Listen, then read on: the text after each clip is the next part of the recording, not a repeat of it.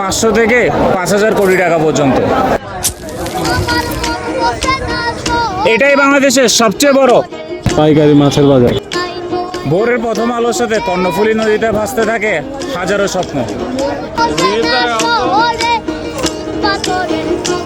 আর এখানে সাগরের বুক থেকে ধরা প্রতিটি মাছ হয়ে ওঠে জীবিকার অন্যতম হাতিয়ার এবং দেশের অর্থনীতির প্রাণশক্তি।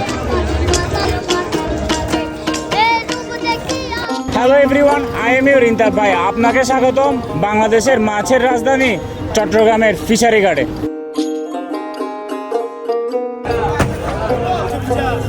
এখানের মধ্যে মূলত বিভিন্ন জেলা থেকে মাছগুলা আসে।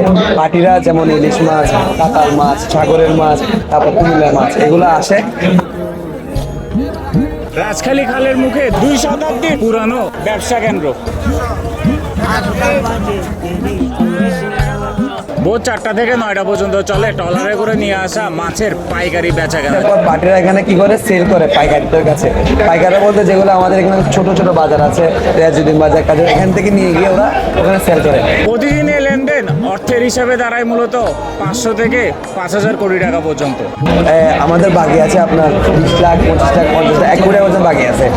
এখানে 2-1 কেজি সেল করে না, আমরা করলে মন 100 কেজি 200 কেজি এইরকম করে সেল করা হয়। এটাই হচ্ছে মূলত বাজারের নিয়ম। এখানে মূলত রয়েছে 220টি আড়ত, 4টা জেটি এবং কাজ করার জন্য এরকম লক্ষ শতাধিক শ্রমিক, জেলে এবং বিভিন্ন পেশার মানুষ যারা আসলে মাছ কিনতে আসছে।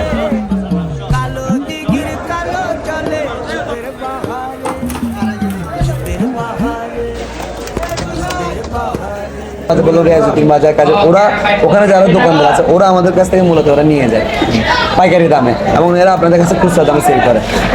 মোট কথা এখান থেকে যেতে যে মাছের দামটা বেড়ে যায়, মানে আমরা যদি সেল করি 100 টাকা, আপনাদের কাছে ওটা যেতে 150 টাকা হয়ে যায়, আবার ওদের থেকে যেতে 200 টাকা হয়ে যায়। মূলত এভাবে টাকাটা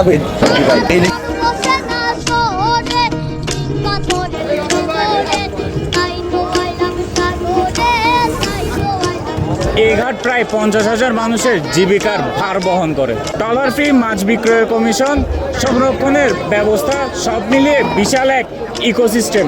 নিলামটা হয়তো আপনার মনে করেন একই পাইকার যখন এক মাছের জন্য দরে রেট, তখন ওটা নিলাম তুলে যাতে যত রেট বাড়ে ওটা সেই নেয়। মনে করেন আপনি এখানে মাছটার দাম হচ্ছে 1400 টাকা, আপনি বলছেন 1400 ও বলতে, কারণ এটা কী করে টেকনিক্যালি 1410, 1420 এরকম করে নিলাম করে মাছটা সেল করা হয় যাতে সবাই সমান দাগে নিতে পারে।